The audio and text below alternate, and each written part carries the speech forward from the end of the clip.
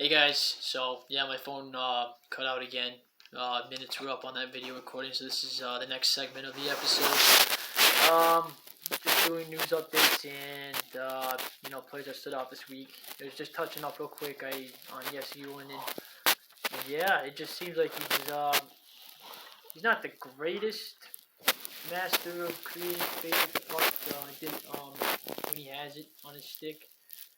But he has enough talent with it where he makes creative plays when he has the puck a lot of times, and doesn't seem like he panics too much when he has the puck entering the offensive zone. He kind of knows what he's going to do with it and where he's going. So I really like Yessi game. He's just an overall well-rounded forward that the Habs are benefiting from. A call up from Laval, I think.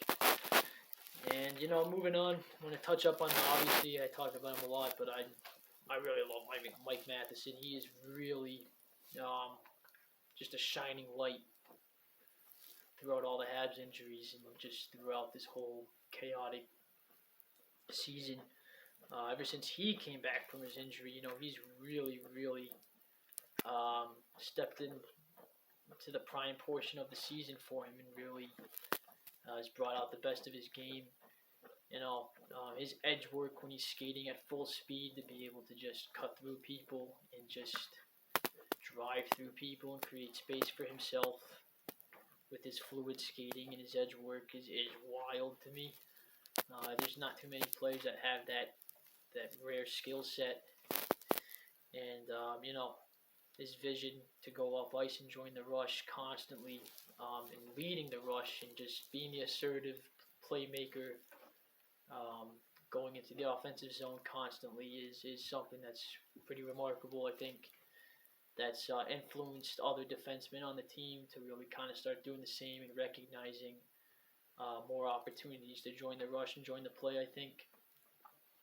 He has a really good active stick and his stick positioning in the neutral zone, along with his edge work to cut off plays and break plays, and then be able to retain the puck through those plays is pretty impressive to me, I think. And Mike Matheson's just been nothing but a positive side effect of his team the past couple of months. Really, it's been impressive watching him. It's fun to watch him. He was brought in over the summer in that trade with Jeff Petrie. The report on him said he was very mobile on the power play. I don't think it's just the power play. I think it's all three areas of the ice, and he's just being totally active in the offensive zone, where he's just so mobile everywhere. He's all over the ice. He's constantly, if you watch him, he's constantly wanting the puck, constantly just moving his feet to all areas of the offensive zone. It's impressive to watch Mike Matheson. Another player I really want to touch up on was Justin Barron. Ever since his call up from Laval, I think it was back in January, I believe, might have been early February. He's been a totally different hockey player. He's playing with so much more confidence, so much more understanding and awareness of his own game and what he can do. And just better decision making with him without the puck. Confidence in his decision making, and he's making at the right times more assertive first passes out of the zone that creates just quick direct offense. And he's still deferring to his defensive partner when he needs to, but he's making a lot more assertive plays up ice, I think, and he's recognizing and joining the rush a lot more as well. And you can really see the potential with him, and he has such a good shot from the point. He can get shots through, I think, pretty well. The gap control was a big thing they talked about with him in the preseason that he struggled with. He's getting better with his gap control on, transition defense on the rush. And he also is getting pretty better at boxing out players from the front of the net, getting a little more of rugged style thinking, getting things. So, a shining light on the Habs, the past couple of months is Justin Barron's development consistently. And, I think that's all I got for players of the week now. I'm going to do a little bit of a couple news updates. So, as you all have probably heard, Jayden Struble out of Northeastern, Northeastern was eliminated from their NCAA Hockey East tournament this week. And, this was the fourth year for Jayden Struble at that college. I believe the Habs picked him up in the second round draft in 2019. I think it was 46th overall. So everybody's kind of kept their eye on him all year as to whether or not he was going to be joining the club at the end of the season. The Habs just inked a 2-year deal with him this week, entry-level contract, and he is going to Laval. With all the bodies missing in Laval, they could use a guy like Jayden Struble just to see what he brings to the table, see what his potential is, what his floor is, what his ceiling is. We don't really know anything about him. I don't know a whole lot about him. I know that the scouting reports have said that he's a really physical, high-octane player in all three zones.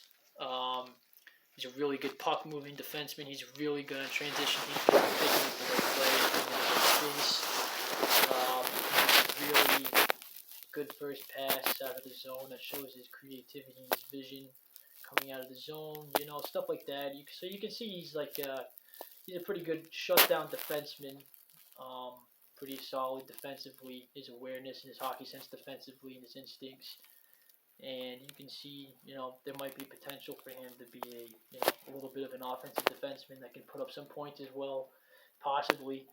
I've heard and I've read the scouting reports talk about how he has to have better decision making, especially with the physicality in his game of when to go in for the big hit without taking himself out of the play.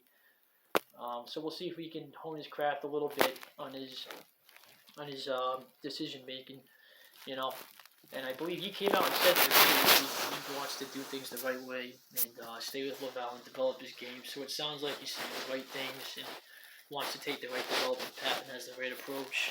So we'll see what happens. I know I believe he's 6'2", maybe 6'3". I'm not entirely sure, and he weighs around 200 pounds.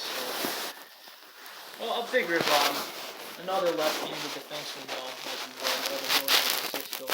So, is he actually going to see playing time with the Habs down the road?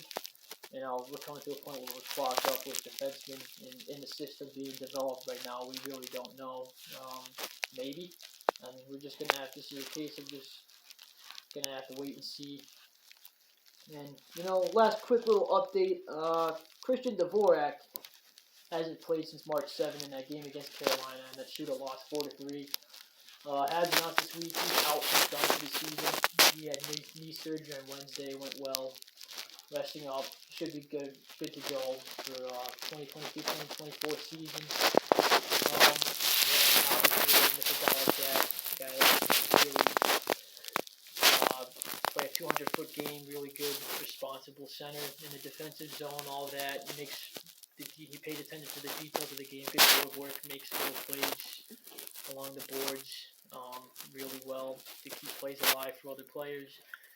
So, we're going to miss a body like that with really our only two NHL centers-ish, are Nick Suzuki and Chris Tierney.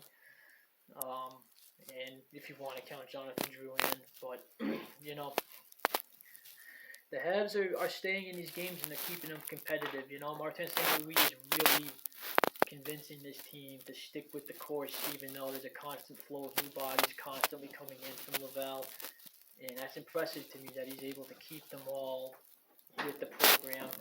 And, it is pretty remarkable what he's doing. And I think the players want to buy into the way and the style he's coaching too. And, they have developed a little sense of continuity among the players because of that, even with all the new bodies coming in. No one's expecting this team to really win a whole lot of games. There's 10, 12 games left on the season, maybe. No one's expecting them to come out and win the majority of those games. We all know they're going to lose the majority of those games, and that's fine. As long as the games are competitive.